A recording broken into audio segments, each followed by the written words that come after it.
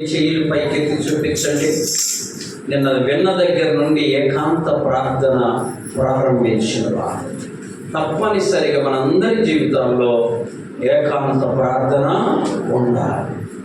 ఏకాంత ప్రార్థన చేయని వాళ్ళే బహిరంగంగా ఎక్కువసేపు చేస్తారు. బహిరంగంగా ప్రార్థన చేయడానికి ముందుంటారు. బహిరంగంగా తప్పులు చేసి ప్రార్థన చేస్తారు. ఏకాంత ప్రార్థన చేసిన వాళ్ళు ఎక్కువసేపు చేస్తారు. నువ్వు ఏకాంత ప్రార్థన ఎక్కువసేపు చేయొచ్చు. ప్రభుత్వం అందరిలో చేసేటప్పుడు తక్కువ చేయాలి. నువ్వు ఒంటరిగా చేసేటప్పుడు ఎక్కువసేపు చేసుకోవచ్చు. ఎందుకని? నీకు నీ ప్రభువుకే ఆ ప్రార్థన.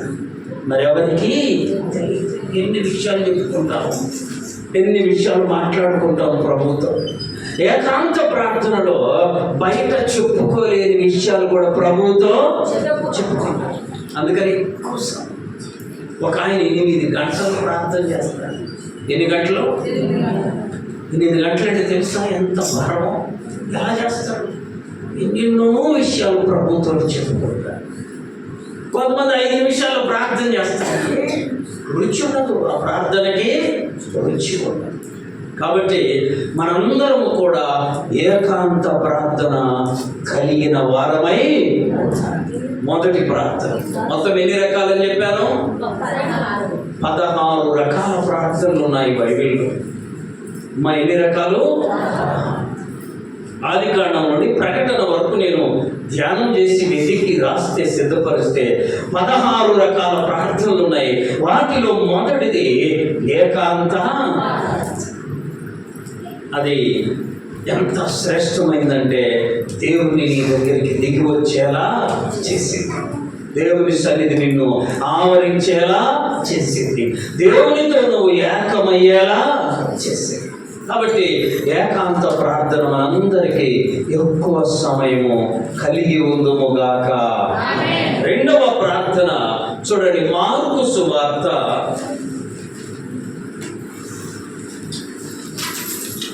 1వ అధ్యాయము 35వ వచనం. ఆయన పెందల కడనే లేచి. రెండో ప్రార్థన ఏంటి తెలుసా? పెందల కడ లేచి చేసే. దేవుని పిల్లలందరూ వారు ఎవరైనా సరే, ఎంత గొప్పోళ్ళైనా సరే, ఎప్పుడు లేవాలి? నీ కుటుంబంలో ఆశీర్వాదాలు టన్నుల కొద్ది నువ్వు పొందుకుంటావు. ఆమె ఎప్పుడు లేస్తే? యేసు ప్రభు గురించి రాయబడిన మాట అది. ఆయన పెందల కడనే లేచి, చదువుమా, ఇంకను చాలా చీకటి ఉండగానే బయలుదేరి అరణ్య ప్రదేశానికి పోయి అక్కడ పెద్దల కడ లేవాలి. నేను అనుకుంటాను, ఏ స్త్రీ, పురుషులు కాదమ్మా, ఏ స్త్రీ పెందల కడ లేచి ప్రార్థించే అనుభవం ఉంటుందో ఆ స్త్రీ ఇంటిలో సమృద్ధి ఉంటుంది. చప్పట్లు కొట్టి ప్రభు చూడండి. 31వ సామెతల గ్రంథం 31వ అధ్యాయం చదవమని చెప్పారు. స్త్రీలందరూ చదవాలి. ఎందుకంటే 31వ అధ్యాయం అంతా ఒక మంచి విశ్వాసి అయిన స్త్రీ గురించే వ్రాయబడింది. ఆ 31వ అధ్యాయంలో ఒక వచనంలో వ్రాయబడింది, ఆమె చీకటితోనే లేచి తన ఇంటి వారికి భోజనము. చూసారా? ఎప్పుడు లేచిందట?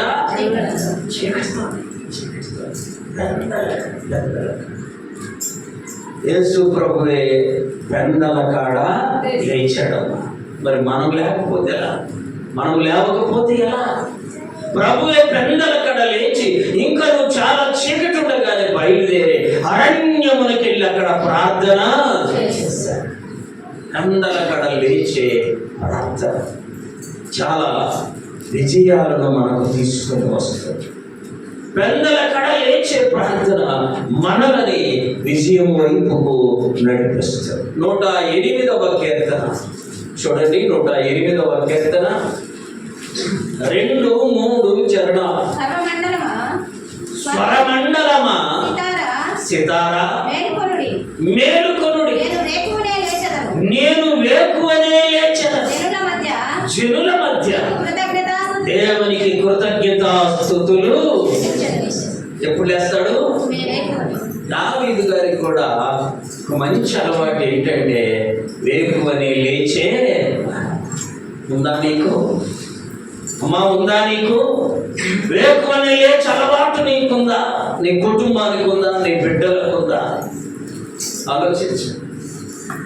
ఏ స్త్రీ, పురుషుడు లేక ఏ కుటుంబం వేకువ జామున లేచి ప్రార్థించే అలవాటు కలిగి ఉంటుందో ఆ కుటుంబంలో సమృద్ధి ఉంటుంది. ఆమె యెహోషువ గ్రంథం చూడండి. యెహోషువ గ్రంథం 3వ అధ్యాయం 1వ వచనం. యెహోషువ వేకువనే లేచిన. యెహోషువ కూడా ఒక అలవాటు ఉంది. ఏంటి అలవాటు? వేకువనే లేచి అలవాటు. వేకువనే లేవాలి, వేకువనే లేచి ప్రార్థించే అలవాటు యెహోషువ. అందుకే యెహోషువ ముందు ఏ మనుషుడు నిలువనే అనడం చెప్పాడు. అమ్మా, నీకు వేకువనే లేచే ప్రార్థించే అలవాటు ఉంటే నీ ముందు ఏ మనుష్యుడు నిలువబడలేదు. ఎందుకంటే ఏం కావాలి? చూడండి, యెహోషువ గ్రంథం 1వ అధ్యాయంలోనే దేవుడు ఆ వాగ్దానం చేశాడు. నీవు బ్రతుకు దినములన్నిటినీ ఏ మనుషుడు నీ ఎదుట. ఎందుకని చెప్పాలి? బాగా బలం ఉందనా? కాదు. జ్ఞానవంతుడనే కాదు. వేకువని లేచి ప్రార్థించే అలవాటు. అందుకని ఒక గొప్ప భక్తుడు అన్నాడు, నువ్వు వేకువనే లేచి తలుపు తెరవక ముందే ప్రభువును సమీపించే వ్యక్తిగా నీవు ప్రారంభంలోనే ప్రభువుతోటి మాట్లాడు. కొంతమంది లేవగానే అలాంటి కార్యం చేస్తాం. అందుకే వారు చేసే ప్రతి పనిలో విజయము వస్తుంది. తర్వాత గేట్ తీసేటప్పుడు, అంటే ఇంట్లో డోర్ తీసేటప్పుడు, ప్రభువా నా ఇంటిలోనికి. ఉదయాన్నే తలుపు తీసేటప్పుడు మనం ఆ పలకవలసిన మాట, ప్రభువా నీవు నా ఇంటిలోకి. ప్రభు వస్తే ఆ రోజంతా ఆశీర్వాదమే మనకుంటుంది. యెహోషువ ముందు యోర్దాను నది ఉంది. మా నది, దాన్ని దాటాలంటే అందరికి సాధ్యము. యెహోషువకు సాధ్యమైంది. కారణం ఏంటంటే ఆయన వేకువనే లేచి ప్రార్థించే అలవాటు. మీరేమనుకోవచ్చు? ఎంతమంది అలా లేచి వేకువనే ప్రార్థన చేస్తున్నారు? మిమ్మల్ని మీరు ఏం చేయాలి? పరీక్ష చేసుకోవాలి. అద్భుతం. నీ జీవితం అద్భుతం, నీ కుటుంబం అద్భుతం, నీ బిడ్డల భవిష్యత్తు అద్భుతం. వేకువనే లేచి ప్రార్థించే అలవాటు. యేసు ప్రభువు సర్వాధికారి అయ్యుండి, సర్వశక్తి కలిగిన దేవుడయ్యుండి, ఆయన నీకు నాకు ఊపిరిని దయచేయువాడయ్యుండి, ఆయన వేకువనే లేచి ప్రార్థించాడు. కడ లేచి ప్రార్థించాడు. దావీదు భక్తుని జీవితంలో వేకువనే లేచి ప్రార్థించాడు. ఎందుకో తెలుసా? ఆయన 119వ కీర్తన 164వ చరణంలో చెప్పబడింది, దేవా నీ న్యాయ విధులను బట్టి దినములకు 7 మార్లు నేను నిన్ను. 7 మార్ల ప్రార్థన ఎంత గొప్పది! దావీదు ఎన్ని మార్లమ్మా? 7 మార్లు ప్రార్థన. 7 మార్ల ప్రార్థన చేసిన దావీదు జీవితంలో ఎక్కడికి వెళ్ళిన జయమే కానీ అపజయము అపజయము లేదు, జయమే పొందుకున్నాడు. కారణం దినమునకు 7 మార్లు ప్రార్థించే అనుభవం. వాక్యం వింటున్న మనం ఆలోచించాలి. 7 మార్లు ప్రార్థన చేసిన దావీదు గారి గురించి ఎన్నో మార్లు విన్నాం కదా. మనం కూడా అట్టి క్రమాన్ని ఏమై ఉండాలి, కలిగి ఉండాలి. ఉదయకాల సమయంలో ప్రార్థన. ఇంకో భక్తుడు అంటాడు, నీవు లేవగానే నీ స్వరము నీ దేవునికి వినబడాలి. ఆమేన్. ఎవరికి వినబడాలి? నీ దేవుడు నీ వైపు చూస్తాడు. ఉదయాన్నే నీవు పిలిస్తే దేవుడు నీ వైపు చూస్తాడు. ఉదయకాలపు ప్రార్థన అనేది శక్తివంతమైనది. అంతేకాదు, నీకు నాకు విజయాన్ని తీసుకొని వస్తాం. వాక్యములో చూడండి, 90వ కీర్తన 14వ చరణం.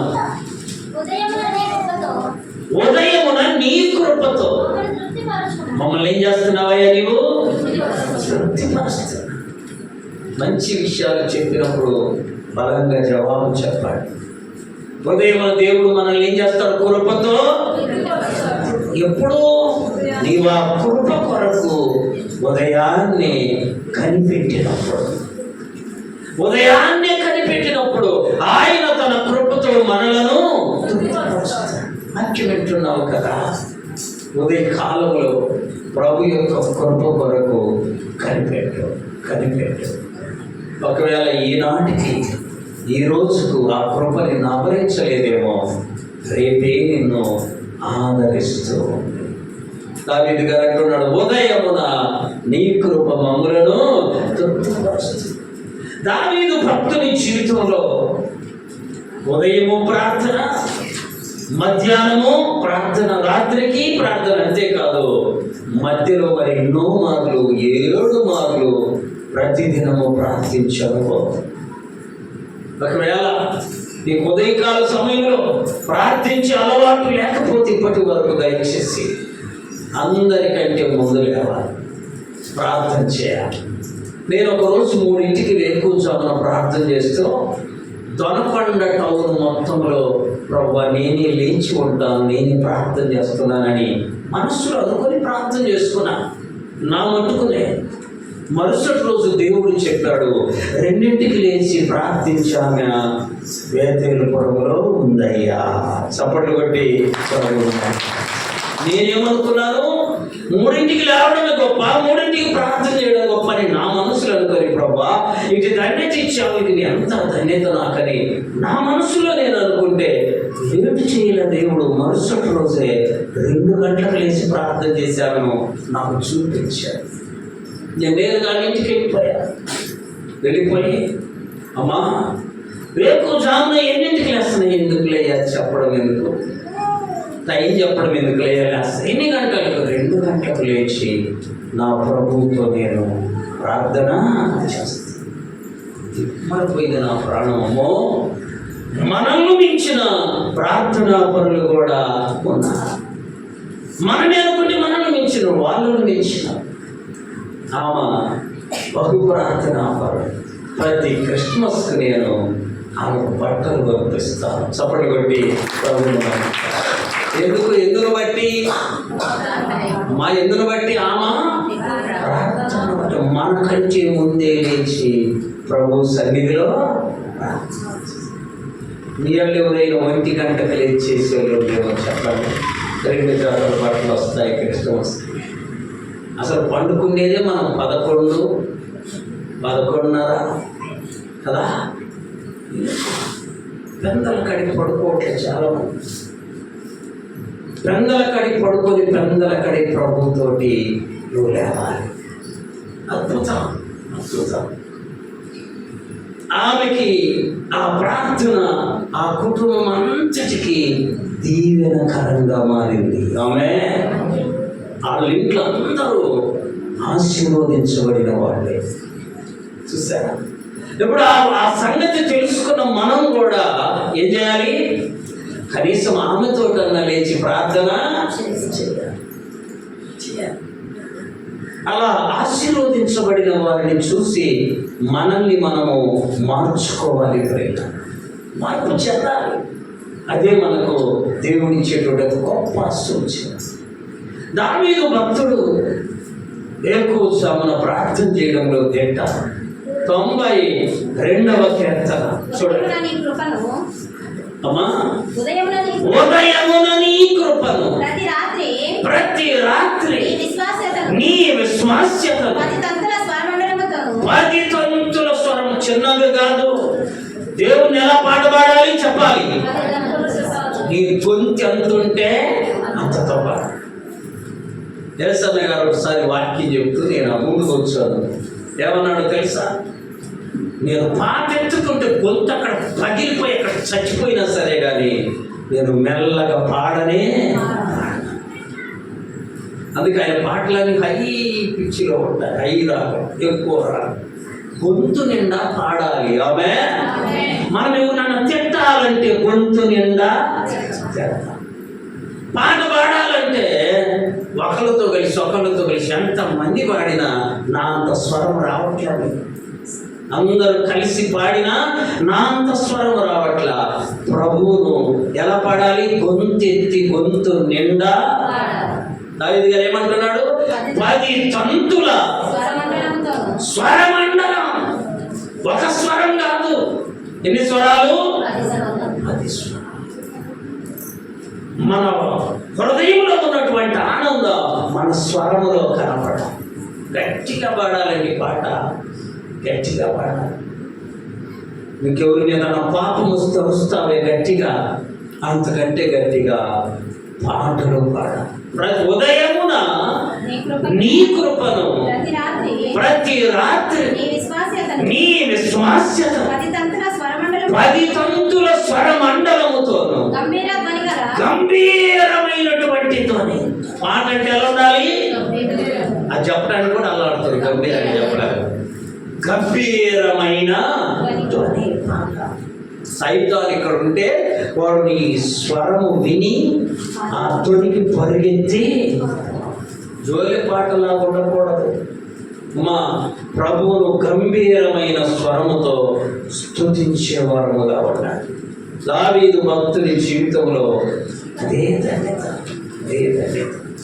ప్రభు కృపను బట్టి దావీదుకు వచ్చిన శోధనలు ఎన్నో ఉన్నా వాటన్నిటిలో కూడా జయం పొందాడు కానీ ఓడి.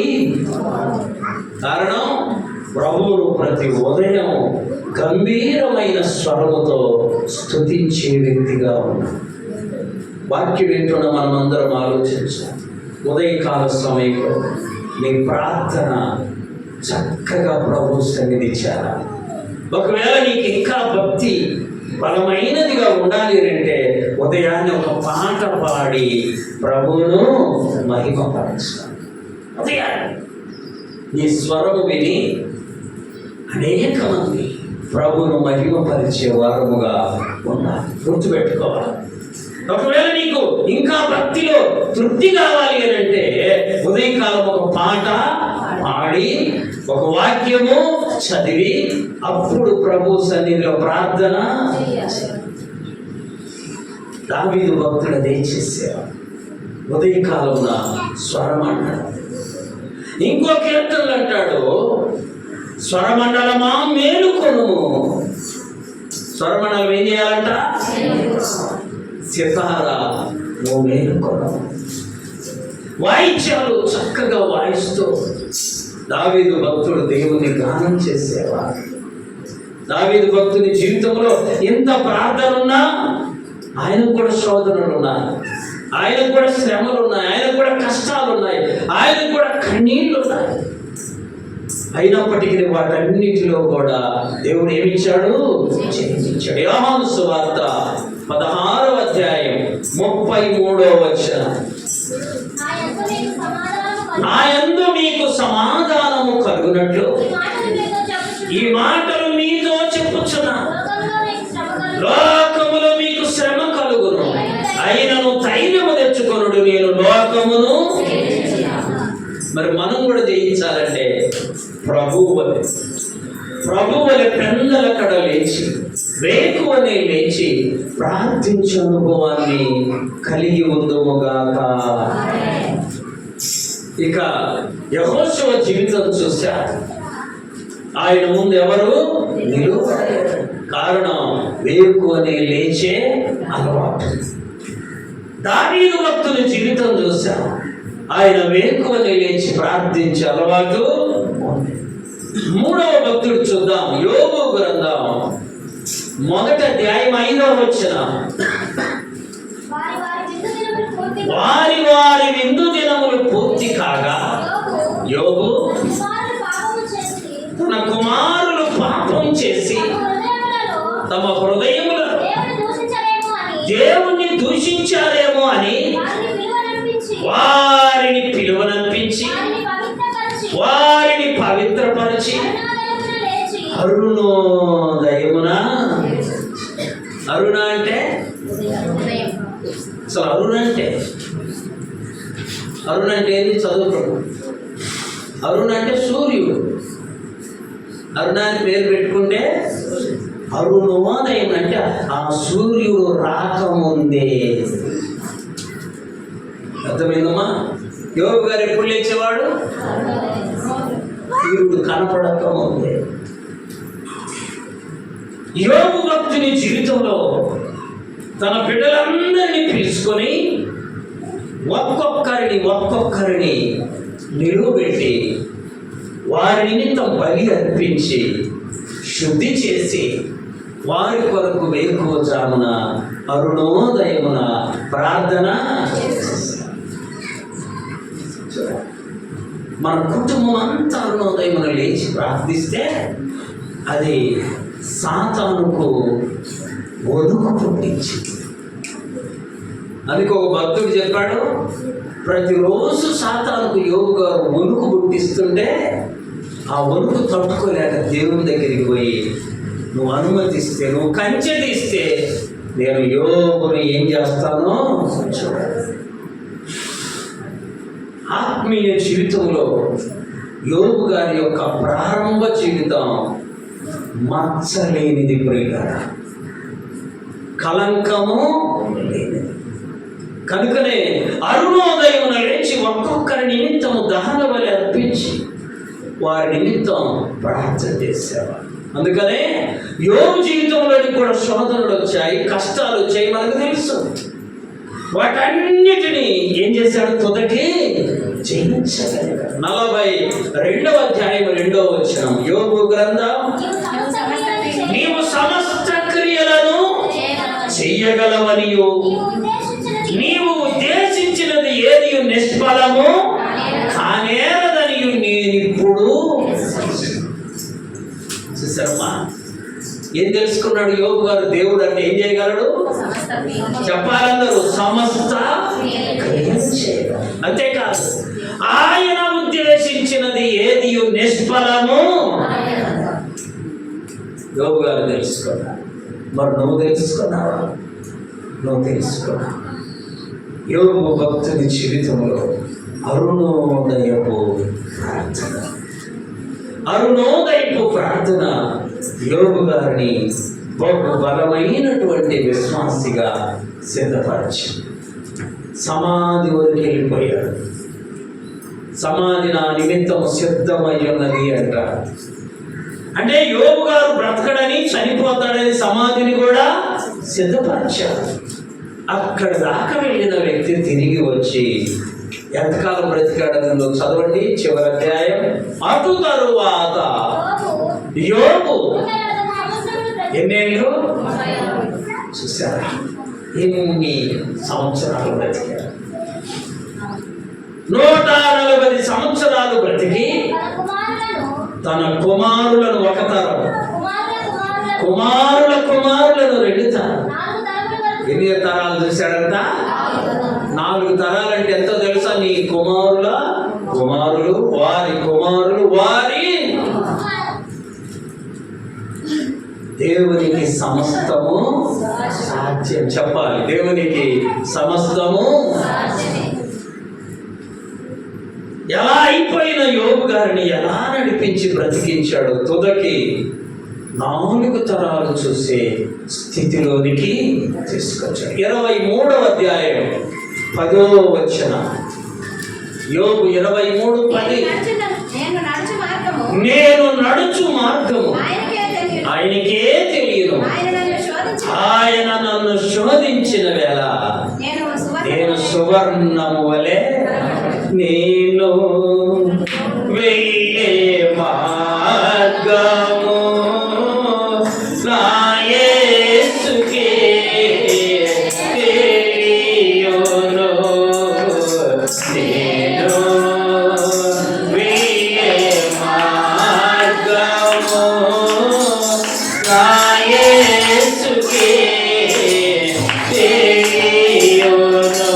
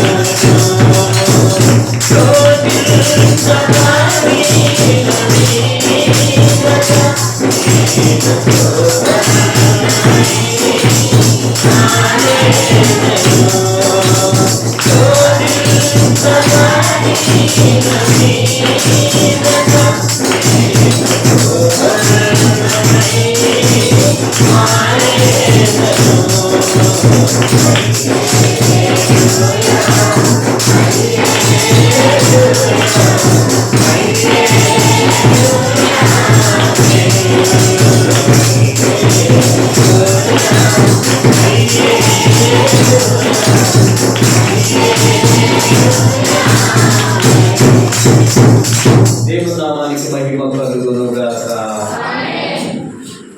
శోధనలు ఎన్నొచ్చిన యోబు గారి నోట వచ్చిన మాట, ఎంతగా శోధిస్తే నేనంత సువర్ణము వలె మారిపోతాను. ఇక ఇప్పటిదాకా మనం రేకోజాము ఉదయకాల ప్రార్థన చూశాం. దేని కొరకు? దేవుని ద్వారా ఆశీర్వాదాలు పొందుకోవటకు, దేవుని సన్నిధిని అనుభవించటకు, కీడును జయించుటకు.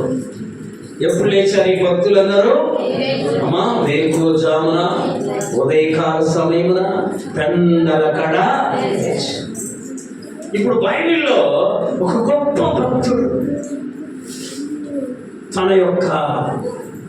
తనకు యొక్క ఏకైక కుమారుణ్ణి బలివ్వడానికి కూడా వేకువజామునే చదవండి. 22వ అధ్యాయం ఆదికాండం ఆదికాండం 22:3 తెల్లవారినప్పుడు అబ్రహాము లేచి దేనికోసమమ్మా ఆడ ధాన్యం ఉండి తెచ్చుకోవడానికా? ఎప్పుడు లేచి పెద్దలు ఇక్కడ చెప్పాలి. కుమారుణ్ణి ఏదైనా తెచ్చుకోవాలో వస్తుందంటే మనం పెద్దల కాళ్ళు వేస్తాం. అది మానవుని యొక్క స్వభావం కదా. ఇప్పుడు తెచ్చుకునేది కదా అబ్రహాము జీవితంలో ఇచ్చేది కూడా ఏంది? చదవాలి. దాని తర్వాత దానికంటే ముందున్న వచనంలో నీవు ప్రేమించు నీకు ఒక్కడై ఉన్న నీ కుమారుని నాకు బలి. అమ్మా, ఎంతమంది అబ్రహాము కొన్నారు? ఎప్పుడు పుట్టాడు? 100 ఏళ్ళకు పుట్టాడు. అలాంటి కుమారుణ్ణి బలియమని దేవుడు అడిగితే పొద్దున్న అసలు లేద్దామంటే ఓపికే ఉండదు కదా. అసలు నిశ్చేష్టుడైపోతాడు అబ్రహాము. అంటే బలము లేని వ్యక్తిగా అయిపోతాడు. అయినా పోదాంలే, బలిచ్చేది కదా, కొంచెం ఆగిపోదాంలే, టిఫన్ చేసుకొని పోదాంలే, కొంచెం తినిపోదాం. అబ్రహాము గారి దగ్గర అవి లేవు. ఎప్పుడు లేచాడంట ఆయన? అక్కడ రాయబడిన మాట చదువు 3వ వచనం. తెల్లవారుగానే లేచి తన గాడిదకు గంటగట్టి తన పనివారిలో 2 పిలుచుకొని తన కుమారుడు ఇస్సాకును తీసుకొని దహన బలి కొరకు కట్టెలు చీల్చి లేచి వెళ్ళిపోయాడు. అంటే దేవునికి ఇవ్వడానికి కూడా చెప్పాలి, తెల్లవారగానే లేచారు. దేవుని దగ్గర పొందుకోవడానికి లేచారు. మనమందరం దేవుని దగ్గర దీవెనను పొందుకోవడానికి లేచారు భక్తులంతా. అబ్రహాము గారు తెల్లవారు లేచింది ఎందుకో తెలుసు? దేవునికి ఇవ్వడానికి. చెప్పాలి, దేవునికి. అది కూడా ఏ బలమ్మా? ఏకైక కుమారుడు. ఆ భాగమంతా చదువుకుంటూ వస్తే ఆ పిల్లల్ని తీసుకొని కట్టెల మోపు తీసుకొని బలివ్వడానికి అన్నీ సిద్ధపరచుకొని వెళుతూ ఉంటే అడుగులు పడాలంటే సాధ్యము కాదు కదా. దేవదాసయ్య గారు ఒక పుస్తకంలో రాశారు. ఏమైనా తెలుసా? తన కుమారుని బంధించి బలిపీఠం మీద ఆ కట్టెలు పేర్చి దాని మీద పడుకోబెట్టి కత్తి ఎత్తుతుంటే పరిశుద్ధాత్మ దేవుని కళ్ళలో నుండి రక్తం వచ్చిందంట. చప్పటి కొట్టి. అంటే దేవుడికి ఎంత ప్రేమ, ఎంత జాలి, ఎంత శ్రద్ధ చూడాలి. తన బిడ్డ, తన భక్తుడు తాను చెప్పిన మాట ఖచ్చితంగా ఏం చేస్తున్నాడు? నెరవేరుస్తున్నాడు. అది కష్టమైన, తనకు చాలా ఇష్టమైన కొడుకైనా ఏం చేయాలని అనుకున్నాడు? బలి. గుర్తుపెట్టుకోవాలి, మనం ఈ భూమి మీద దేవుని కంటే ఏది అధికంగా ప్రేమిస్తామో అది దేవుడు అడుగుతాడు. గుర్తుపెట్టుకోవాలి, అది దేవునికి ఇష్టం. ఒకవేళ దేవుడు నిన్ను అది అడిగితే ఇవ్వడానికి నువ్వేమో వాళ్ళకి ముందు ఉండాలి. 2 వాక్యాలు మనం చూడొచ్చు బైబిల్లో. ఎల్కానాకి 2 మొదటి భార్య హన్నా, రెండో భార్య పెనిన్నా. ఈ ఎల్కానా ప్రతి సంవత్సరం భాగాలు పంచుతాడట తన యొక్క సంపాదన. ఈ ఎల్కానా ఏం చేసేవాడంటే హన్నా తనకు ప్రియముగా ఉన్నందుకు 2 భాగాలు ఇచ్చి పెనిన్నాకి ఏం చేసేవాడు? ఇది న్యాయమా? ఆయనకి 2 భార్యలు సమానమే. 2 భార్యలు అంటే ఒకే వ్యక్తికి 2 భార్యలు ఉన్నప్పుడు ఇద్దరు కూడా ఆయన దృష్టిలో ఏమై ఉండాలి? సమానమై. కానీ హన్నానేమో 2 భాగాలు ఇచ్చి తృప్తిపరుస్తున్నాడు, పెనిన్నాకేమో తక్కువ. దేవుడు ఆకాశము నుండి తేడాను చూశాడు. ఆ తేడాను చూసి అన్నా గర్భాన్ని ఏమో మూసాడు, పెనిన్న గర్భాన్ని చేర్చాడు.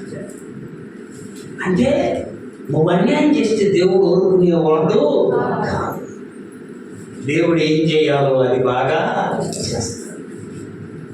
కొంతకాలానికి అన్న గుర్తెరిగి ఆ దేవుణ్ణి మొరపెట్టుకుంది. ఆ దేవుని సన్నిధిలో తన ఆత్మను కుమ్మరించింది. ఆ దేవుని సన్నిధిలో ఎలుగెత్తి ఏడ్చి దేవుని ద్వారా ఆశీర్వాదాలు పొందుకుంది. సరిగ్గా ఆది కాండంలో కూడా ఇలాంటి అనుభవం ఉంది. ఏంటో తెలుసా? యాకోబుకు కూడా చెప్పాలి. ఇద్దరు మొదటి భార్య పేరు లేయా, రెండో భార్య పేరు రాహేలు. రాహేలేమో అందంగా ఉండింది, లేయా ఏమో అందమైన కానీ బుద్ధి మంచి. బుద్ధి మీరు ఇంటికి వెళ్ళినాక చదవండి. రాహేలు దొంగతనము చేసింది. ఏం చేసింది? అందగత్తే కానీ చెప్పాలి. దొంగతనము అందగత్తే కానీ బుద్ధి మంచిది. ఆ దొంగతనం కూడా ఎవరిదో తెలుసా? తన తండ్రి యొక్క ఒక బొమ్మ ఉంటే దాన్ని తెచ్చి దాచిపెట్టు. తండ్రి వచ్చి అందరినీ ఎతికాడు, అందరి దగ్గర ఎతికాడు. యాకోబు అన్నాడు, ఎవరి దగ్గర దొరుకుతుందో వాళ్ళు చంపేస్తాము చూసుకున్నాడు. అందరినీ ఎతికాడు. యాకోబు దాన్ని ఆ రాహేలు దొంగిలించిన సంగతి ఎరుగక రాహేలు దాన్ని ఏం చేసింది? తన కింద పెట్టుకుని దాని మీద కూర్చొని, నేను లేవలేనయ్యా చూసుకోపోయి ఇల్లంతా. ఇల్లంతా ఎందుకుంటుంది? ఏముంది అది? ఎవరి కాడ దొంగతనం చేసి చెప్పాలి? తండ్రి కాడే. పైకి చూడటానికి అందగత్తే కానీ రాహేలు బుద్ధి మంచిది. కానీ యాకోబుకు రాహేలు అంటే అందగత్తే కదా, ప్రేమ ఎక్కువ. దేవుడు ఏం చేశాడో తెలుసా? లేయా గర్భము తెరిచాడు, రాహేలు గర్భాన్ని. ఆయన చేతులు ఉందా? నీ చేతులు ఉన్నది నువ్వు ఎత్తున్నావు, ఆయన చేతులు ఉన్నది ఎవరికి ఇవ్వాలో వారికే. అందుకని నువ్వు నిరాదరణకు గురైనప్పుడు, లేక నిన్ను అందరూ తృణీకరించినప్పుడు భయపడమాక, బాధపడమాక. దేవుని సంగతి చూస్తూనే నీ సమయంలో నీకు ఏమి ఇవ్వాలో ఆయన తప్పకుండా చేస్తాడు. రాహేలు ద్వేషించబడుగా దేవుడు చూసిన వాక్యం. దేన్ని చూశాడంట? ద్వేషించబడము చూశాడు. చూసి ఆమెకు గర్భఫలం ఇచ్చాడు, పిల్లలు వచ్చాడు. రాహేలుకు పిల్లలు లేదు. కొంతకాలానికి ఆమె కూడా మార్పు చెంది ప్రార్థన చేస్తే దేవుడు ఆమెకు బిడ్డలు ఇచ్చాడు. గుర్తుపెట్టుకో, దేవునికి ఇచ్చేదానికి కూడా నువ్వు పెందల కాడే లేవాలి. దేవుని దగ్గర పొందుకునేదానికి పెందల కాడే లేస్తున్నావు, మంచిదే. దేవునికి ఇచ్చేదానికి కూడా, దేవుడు చెప్పింది చేయడానికి కూడా అబ్రహాము వలె ఎప్పుడు లేయాలి? మనము పెందల కడ లేవాలి. పెందల కడ లేచి ప్రభువును స్తుతించాలి. చూడండి, ఆదివారం 7ంటికి ఒకరికి ఫోన్ చేస్తే మొన్న పోయిన వారం ఫోన్ ఎత్తరా, ఫోను ఎత్తరా. వీళ్ళు ఫోన్ ఎత్తలేదంటే వాళ్ళు 9:30 10ంటికి చేశారు. 10ంటికి నేను మందిరంలో. ఇక మధ్యాహ్నం తర్వాత ఏందయ్యా 10ంటికి చేతి ఎత్తలేదు. నేనన్నా నీకు 7ంటికి చేతి ఎత్తలేదు. ఇలా ఆదివారం కాబట్టి మాకేం పని లేదు, అందుకని లేవకుండా నిద్రా సెలవయ్యా, మాకు ఇవాళ నిద్రపోయాం. ఎప్పుడు దాకా? 10ంటి దాకా నిద్రపోయి అప్పుడు నీ ఫోన్ చూసేసా. నువ్వు నిద్ర లేచేస్తే నేను ఊరుకుందని, నేను 10ంటికి ప్రభువు దగ్గర. మరి నీకు మందిరానికి ఏం పోతావయ్యా? వారానికి ఒక్కరోజు సెలవు, ఆ రోజు కత్త మంటలు అవి తెచ్చుకొని తిరిగి పండుకుంటాను నేనైతే మందిరానికే. అయితే ఇంకెప్పుడు పోతాం? సస్తే పెట్టెలో పెట్టి తీసుకొస్తారు. డాడీకి చెప్పండి, అప్పుడు వస్తాడంట. గమనించండి, ప్రభు సన్నిధికి రావడానికి, ప్రభువుకు ఇవ్వడానికి మనం ఎప్పుడు లేవాలి? నేను అంటాను, మిగతా రోజుల కంటే ఆదివారం ఇంకా ముందు. ఎందుకని? ఆదికాండము 2వ అధ్యాయం 3వ వచనం చదవాలి. ఆదికాండము 2వ అధ్యాయం 3వ వచనం.